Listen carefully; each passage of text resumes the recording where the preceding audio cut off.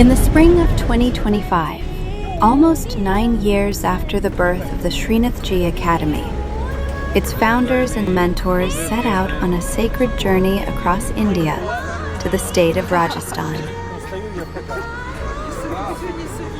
The starting and final point was their native and beloved Radha Kund in the state of Uttar Pradesh.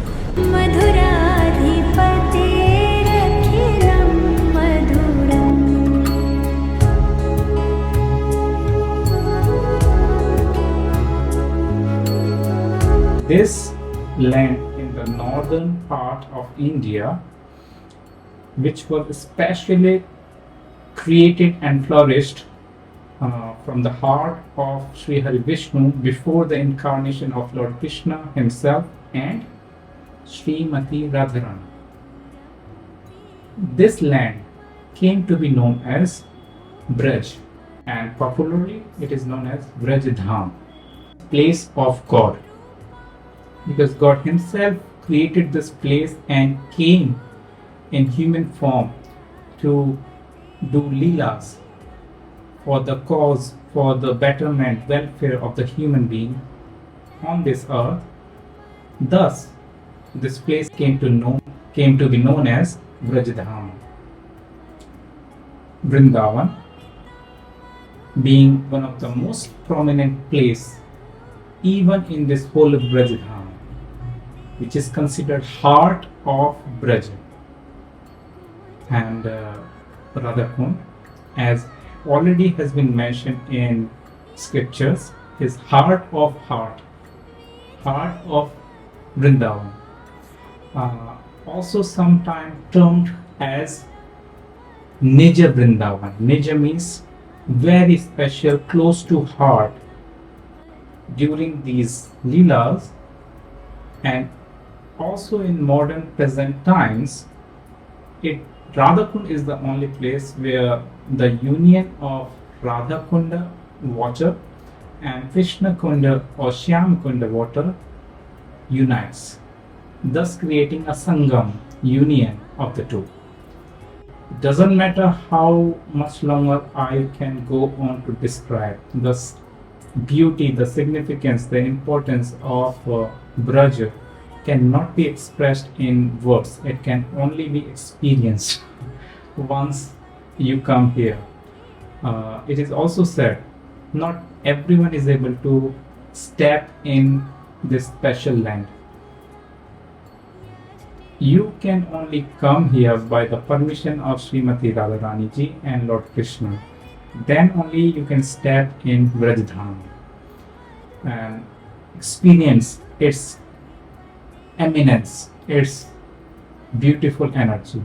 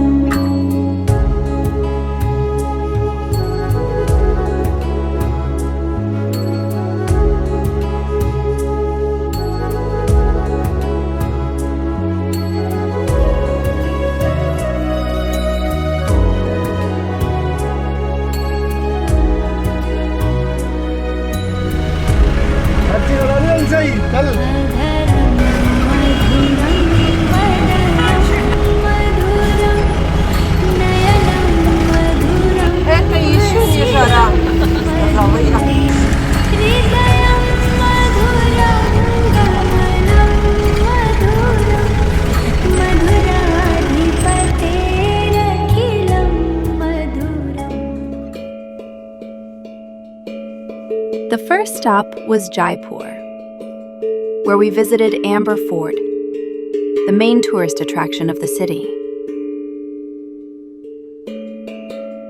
It houses the Amber Palace, a stunning example of Rajput architecture.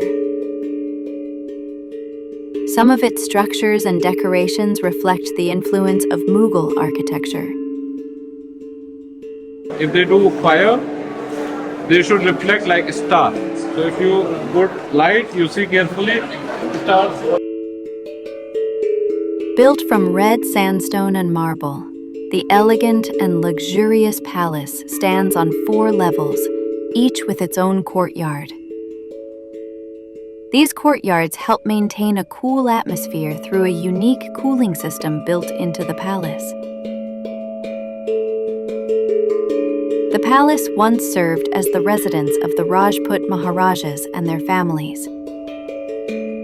The queen used to sit there behind those curtains, so nobody can see the queen directly face.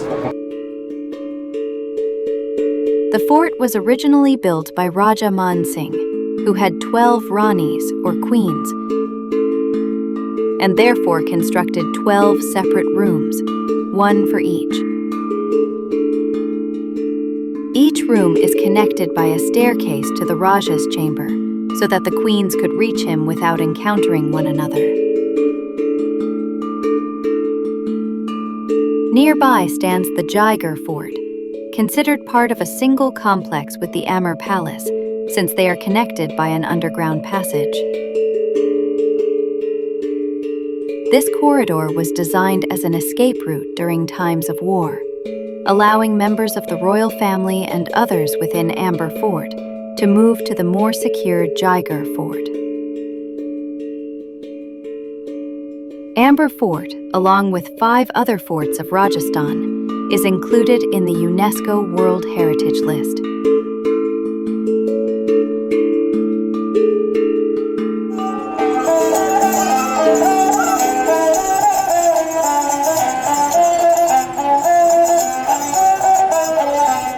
The Govind Dev Ji Temple is a Hindu temple dedicated to Radha and Krishna. It was established in the 18th century by Maharaja Jai Singh II, the founder of Jaipur, who brought the deities from Vrindavan.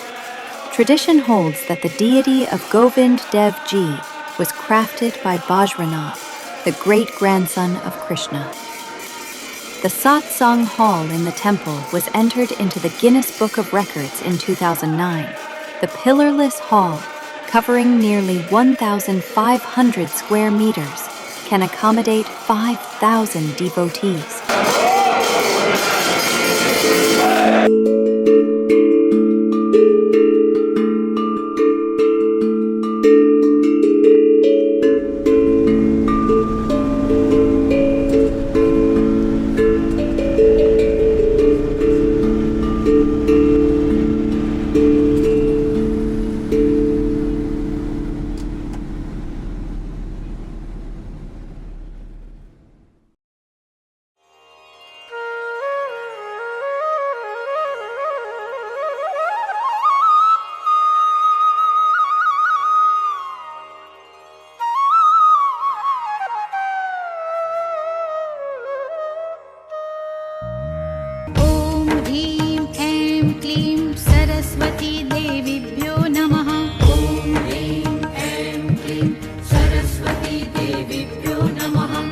The next stop was Pushkar, one of the most ancient pilgrimage sites, also known as Tirtharaj, the king of all pilgrimage places.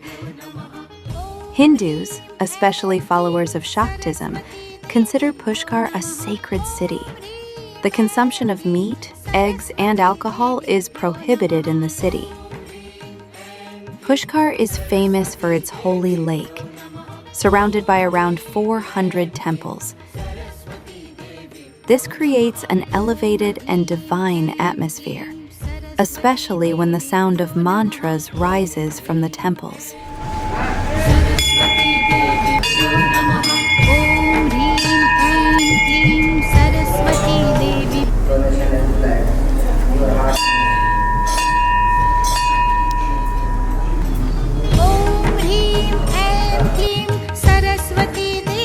The most renowned temple in Pushkar is the Brahma Temple. According to the Hindu scripture Padma Purana, Brahma saw a demon trying to kill his children and disturbing people. Brahma immediately struck the demon with his weapon, a lotus flower. During this act, the petals of the lotus fell to the ground in 3 places, forming 3 lakes, one of which became present-day Pushkar Lake. Brahma then decided to perform a yajna, a fire sacrifice, at Pushkar Lake. To protect the yajna from demonic interference, he created hills around Pushkar and placed gods there to oversee the ritual. However, during the ceremony, Brahma's wife Savitri, or Saraswati, failed to arrive at the appointed time. To complete the yajna, Brahma married a girl named Gayatri. When Savitri finally arrived, she found Gayatri seated in her rightful place beside Brahma. Upset, she cursed Brahma, saying that he would never be widely worshipped. She later softened the curse, allowing worship only in Pushkar. There are several versions explaining why the Brahma temple in Pushkar is the only one in India dedicated to Brahma. But this story is the most widely accepted. Afterward, Savitri moved to the Ratnagiri hill in Pushkar and became one with the landscape, creating a spring known as Savitri Jarna. A temple was erected there in her honor. The Savitri temple is located at an altitude of about 230 meters and can be reached by climbing 970 steps or by taking a cable car.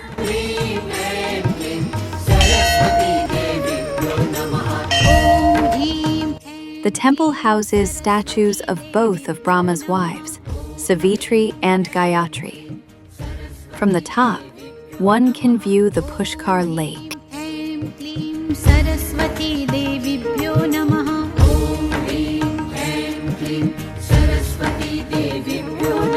More than 60% of the Thar Desert, also known as the Great Indian Desert, lies within the boundaries of Rajasthan.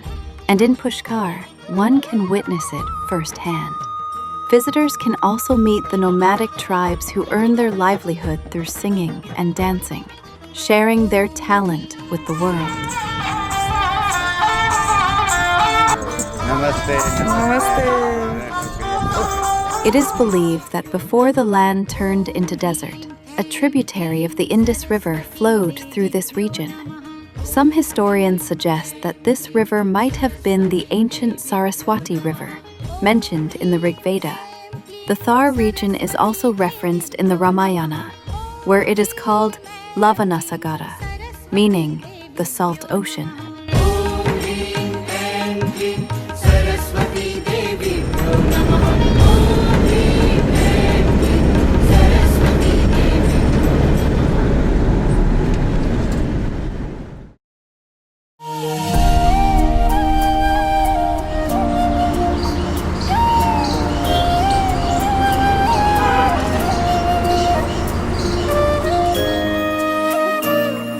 In Udaipur, Maharaj himself joined our pilgrimage.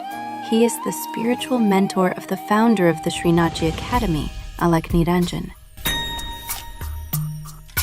In Udaipur, we visited the city palace, also known as Raj Mahal. Its construction spanned nearly 400 years and was funded by several rulers of the Mewar dynasty. It began in 1553 on the orders of Maharana Uday Singh II, when he shifted his capital from Chittor to the newly founded city of Udaipur. The city palace in Udaipur was built in a vibrant style and is considered the largest of its kind in Rajasthan. It was constructed on a hilltop in the Rajasthani Rajput architectural style. From there, one can see panoramic views of the city and its surroundings. The palace complex is built entirely of granite and marble.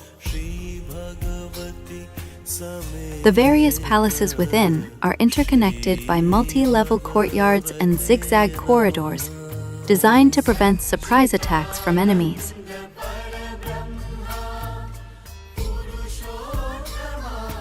The earliest royal structure built by Maharana Uday Singh here was the Royal Courtyard, which marked the beginning of the palace complex.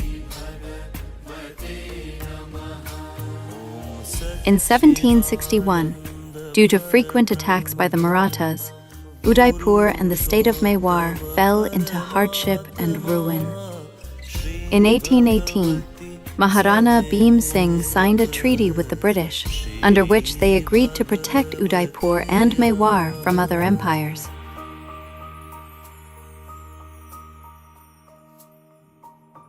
After India gained independence in 1947, the Kingdom of Mewar, along with other princely states of Rajasthan, merged with democratic India in 1949.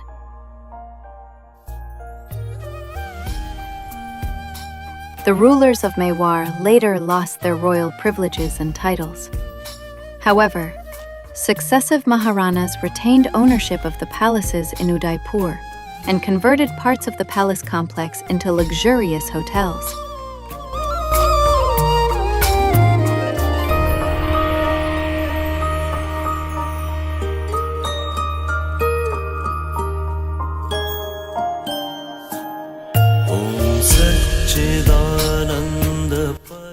Close to the palace complex and overlooking Lake Pichola are several historical monuments. One of them, Jug Mandir, is a palace built on an island in the middle of Lake Pichola. It was named after Maharana Jagat Singh.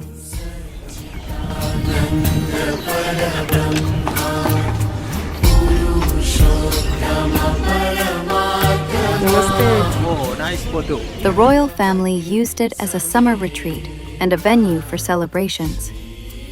At one point, the palace also served as a place of refuge. The three-story palace includes several remarkable structures. Gol Mahal was originally built as a refuge for Prince Khurram. It was a small sandstone palace with an impressive dome. Jag Mandir is the main palace, containing a maze of reception halls, residential chambers, and inner courtyards, all blending Rajput and Mughal architectural styles. The entrance pavilion, located at the gateway to the palace, features an elegant white colonnade adorned with large stone-carved elephants. Within the spacious inner courtyard is a flower garden.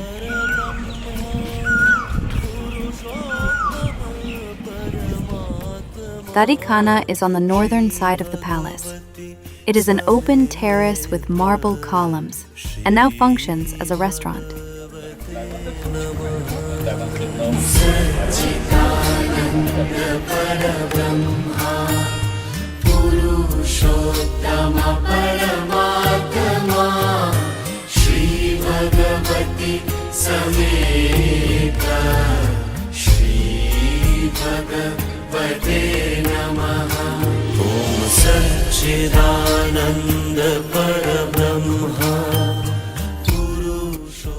Near the royal palace stands the Jagdish Temple, originally called the Temple of Jagannath. To reach the main shrine, one must ascend 32 marble steps that lead to a copper image of Garuda, the Vahana of Vishnu, who serves as his divine vehicle. Sri Jagdish Temple is a beautiful example of Hindu iconography. It is 3 stories high, hand-carved from stone, with a spire almost 24 meters tall. It is the largest temple in Udaipur. The sanctum houses the deity Lord Jagannath, carved from a single block of black stone, shining with 4 arms, garlands, and divine garments. 4 other shrines dedicated to Lord Ganesha, Surya, Goddess Shakti, and Lord Shiva form a circle around the main sanctum.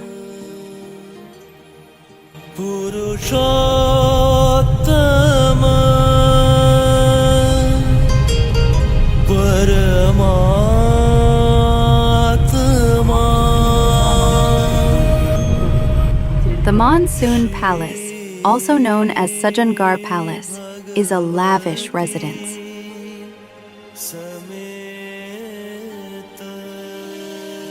It is named after Maharana Sajan Singh, the 72nd ruler of the Mewar dynasty, for whom it was built in 1884. From the palace, one can view the city's lakes, palaces, and surrounding countryside. The royal family visited the palace during the rainy season, which is why it came to be popularly known as the Monsoon Palace. It is said that the Maharana built it atop a hill to gaze toward the ancestral home of Chittorgarh. The palace also offers a view of the wildlife sanctuary.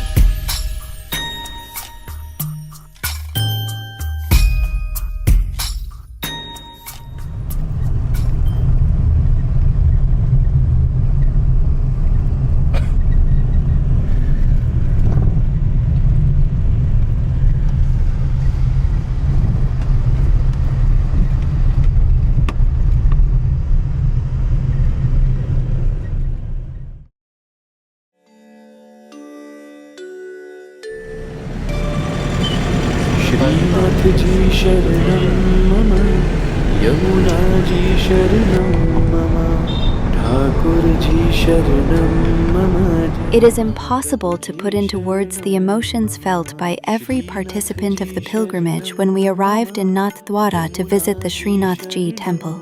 Unfortunately, filming inside the temple is strictly prohibited, so we all had to hand over our equipment at the entrance. Still, we managed to capture a few shots of the temple's outer gateway.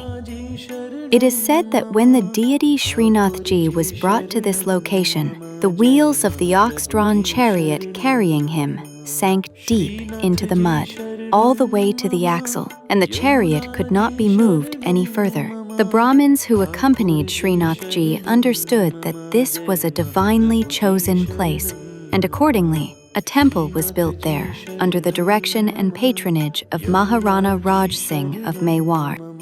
Before moving to the historical appearance or the origin of Shrinathji, it is important to understand the term itself, Shri, which represents Srimati Radharani, and Nathji, which represents Lord Krishna. After the pastime of Lord Krishna and Srimati Radharani, when Kali Yuga started, in the blessed hill of Govardhana,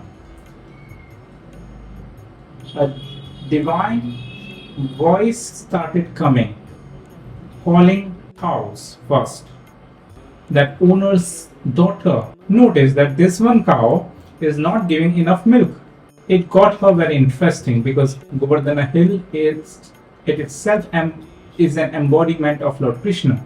She climbed up that spot and touched that place and prayed, "Oh Lord Krishna, please let me know what this miracle is happening." And when she prayed in that manner, slowly few of the rocks started rumbling beneath her, and out of that came more like grown-up 16-year-old boy's body out of the rock. That is the origin of Shrinathji. Later, when great Guru Mahaprabhu Vallabhacharya Ji came to do tapasya near Govindakunda, that's when he came to know that a voice was calling to him when he was trying to meditate. Some enchanting voice which would sort of put him in a hypnosis trance. And one day he decided to follow this voice. And this voice took him to that spot where Lord Shrinathji had appeared. It is said that there was only one arm that appeared. It was like a living boy's, 16-year-old boy's arm. And from here the milk used to go and disappear. Whole body had not appeared by that time.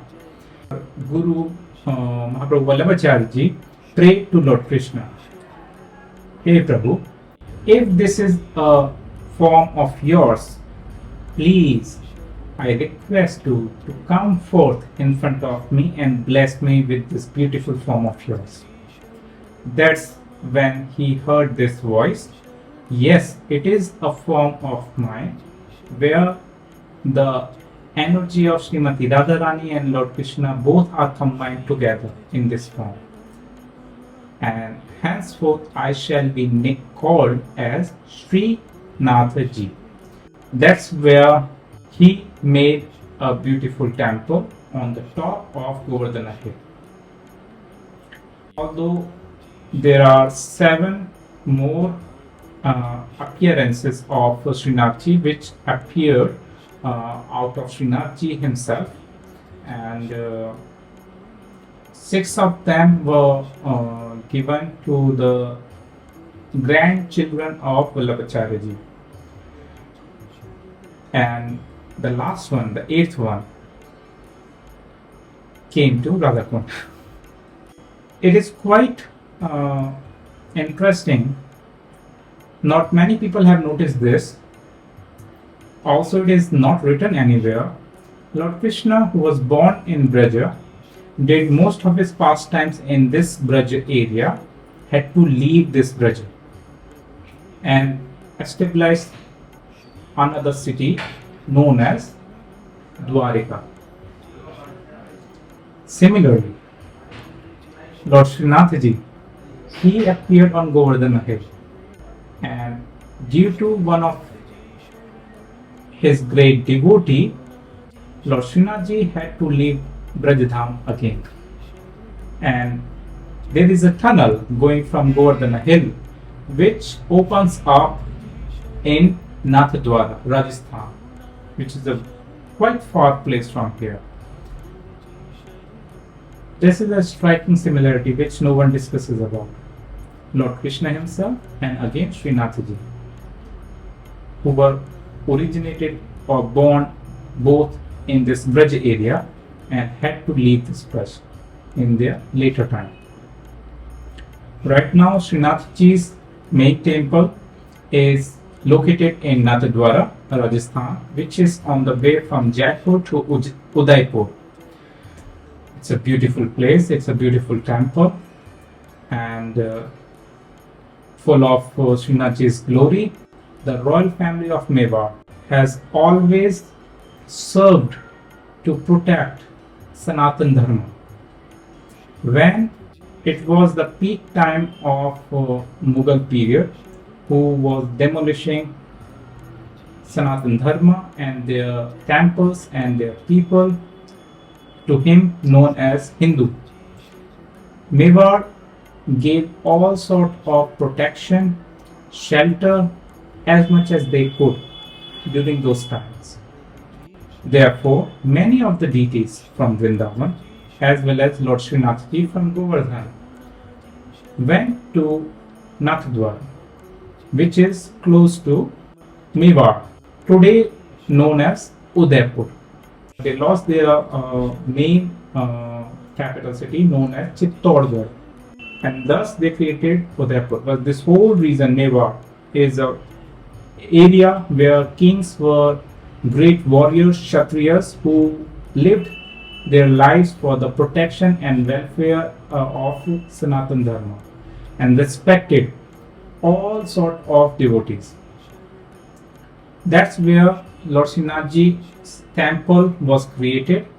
When Srinathji reached there, the royal family accepted him as the husband of this princess, who was a great devotee, and after realizing the truth, they all bowed in front of Srinathji and asked him to stay there forever, for the rest of the time. If you would understand the meaning of this word Nathdwara, means the gate to Lord. It's a huge campus, and they dedicated it as a mini kingdom of Srinathji. All the kings since then have come to this temple for the coronation ceremony. Recently, the latest king Lakshadweep Singh Ji, he got coronated. This tradition has made strong ties with Mewar and Vallabha Sampradaya, and thus making this journey of Lord Srinathji from Govardhana to Rajasthan.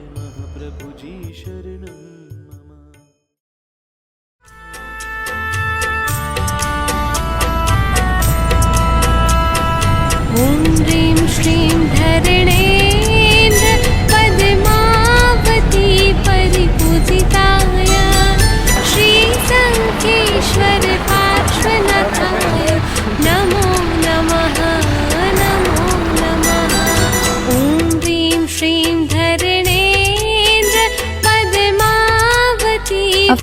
we could not miss a visit to Chittorgarh, the principal fortress of the Rajput kingdom of Mewar. Chittorgarh is home to the famous Chittor Fort, one of the largest forts in both India and Asia. It stretches across a 180-meter high hill and covers an area of 280 hectares. The fort contains 65 historic structures, including 4 palaces, 19 large temples, 20 major water bodies, 4 memorials, and several towers. It was plundered 3 times. First in 1303 by Alauddin Khilji, then in 1535 by Bahadur Shah of Gujarat, and finally in 1568 by the Mughal Emperor Akbar. It was here that Maharana Uday Singh, the founder of Udaipur, was born. Chittor was also a place of worship for Mirabai, the 16th century Hindu mystic poet and devotee of Krishna. A popular legend associated with her says that by the grace of Krishna, she survived after drinking poison sent by her malicious brother-in-law. Chittorgarh is also remembered for Queen Padmini of Mewar, who is believed to have committed jauhar here. This was the ritual self-immolation practiced by women of the noble class to avoid capture. Padmini's beauty is often compared to that of Cleopatra, and the story of her life has become an enduring legend in the history of Chittorgarh and India. The site is also home to several temples. One of them is the Kalika Mata Temple, originally a sun temple built in the 8th century and dedicated to Surya, the sun god. It was destroyed in the 14th century and later rebuilt as a temple dedicated to Kali.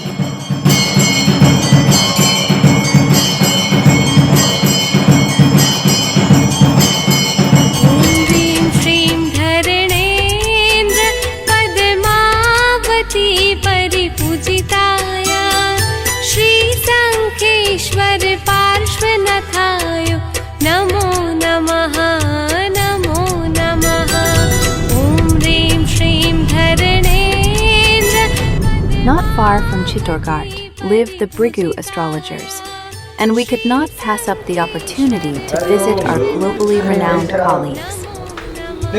Bhrigu Nadi astrology is rooted in Vedic tradition and the teachings of the sage Bhrigu, who is said to have recorded destinies on palm leaves. He was the first to compile predictive astrology and created several thousand horoscopes, documenting in detail the lives and events of various individuals. These horoscopes were based on the positions of the grahas, the Sun, Moon, Mercury, Venus, Mars, Jupiter, Saturn, Rahu, and Ketu. Take the word, close your eyes, now open, now look and look. The Bhrigu Samhita is an astrological treatise composed to help humanity overcome the challenges of existence in the Kali Yuga and move toward spirituality. The Bhrigu Samhita contains predictions about current and future lives, as well as insights into the past lives of individuals.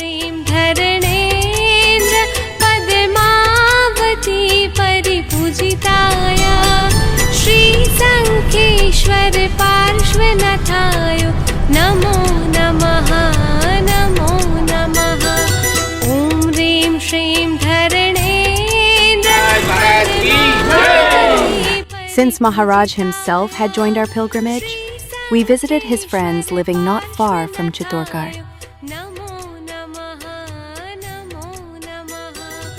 In his whole lifetime, Mahaprabhu Vallabhacharya Ji only made 84 disciples. One of those disciples' name was Gopal Das Jatadhari. He was from Radhapur, and when he heard that his Guruji is coming here, he made some arrangements. And on the instructions of Guruji himself, he made a small temple. Shrinathji spoke to Vallabhacharya Ji in his dream. He is my Sakha. Sakha means friend. He is my friend from Krishna Leela pastime, who was born again in Braja Thus, Gopal Das Jatadhari started to build a temple here in Radhapur for Shrinathji. This Gopal Das Jatadhari is my 23rd generation ancestor, and he was given this seva from Mahaprabhu Vallabhacharya Ji almost 500 years ago. Earlier it was just called Shrinathji Bagichi. It had a beautiful garden, and our family used to live nearby, and every day would come here to cook and offer bhog seva from morning until the evening. Over the period of time, the whole family got involved in the seva. Thus, the whole family started living here, and slowly it took the form of Shrinath Ashram, which in present day everyone knows about. Maharaj, as we all know, my father, Mr. R.B. Goswami, Rajendra Bhushan Goswami Ji, is the 22nd generation who is serving Shrinathji. After my ancestor Gopal Das Jatadhari, the tradition became so that we could be initiated within the family itself. To protect this initiation line from Mahaprabhu Vallabhacharya Ji, who is our full Guru of the whole lineage. In case of my father, he took the initiation from his grandpa, Pandit Shri Ramanlal Goswami Ji Maharaj, who was a great devotee of Srinathji, a great astrologer, musician, a great Ayurvedic scholar as well. And my father learnt a lot from him as a guru, as a grandfather, and as a devotee. When Maharaj met Alok Niranjan, they had a consultation on astrology, in which the consultation turned much more into a discussion, because after the question of personal life or personal career, etc., the discussion shifted towards the astrology, the knowledge of astrology itself. The knowledge of astrology connected with Ayurveda, connected with Vedic rituals, ceremonies, sanskaras, and this whole circle of lifestyle. And he had this benevolent thought to start an institute, a place where at least the interested ones could come and gain some knowledge and be curious and be interested and be ready to walk on this path of Sanatan lifestyle. With the blessings of Maharaj, Shrinathji Academy was born. And great endeavors of many team members collected by Alok Niranjan, this academy has shaped into a beautiful institution where the introduction of one's life is started by the introduction of astrology, Jyotish. Later, Ayurveda, Vastu, Sanskrit, Bhakti Yoga, Sankhya Yoga, Hatha Yoga, the yoga itself. This is what Shrinathji Academy today. Guiding, helping people who need that help, and they are actively looking for it. Maharaj could not have been any happier when Alok shared this thought about Shrinathji Academy. And since then, from two people discussing a thought how to help this world, how to help this society, this academy has become an institute where almost hundreds of teachers are present, not only teachers, team members who are able to bring this knowledge in the form of courses, discussions, interviews, podcasts, and whatnot to this platform of the world. Gunja madhura, mala madhura.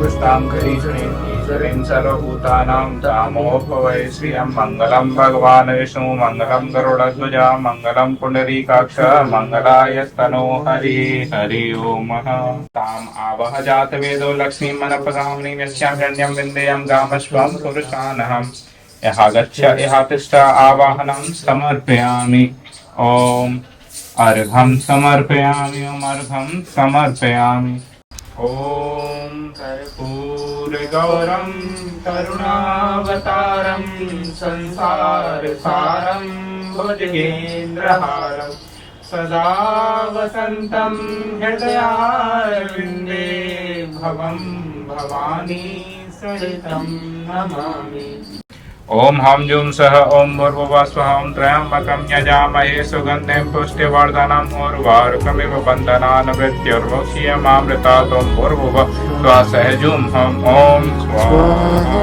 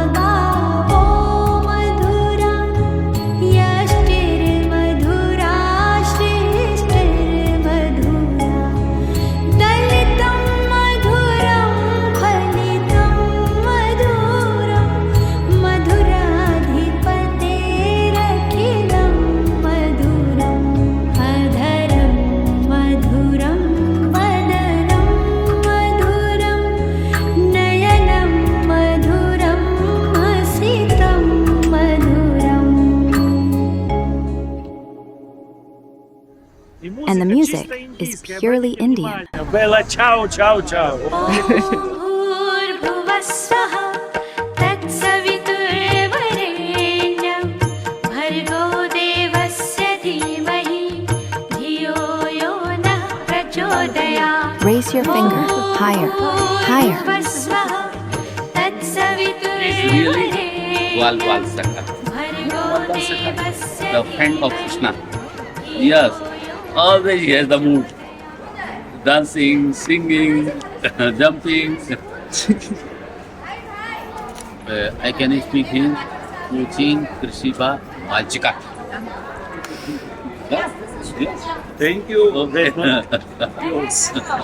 Good job, Devachka.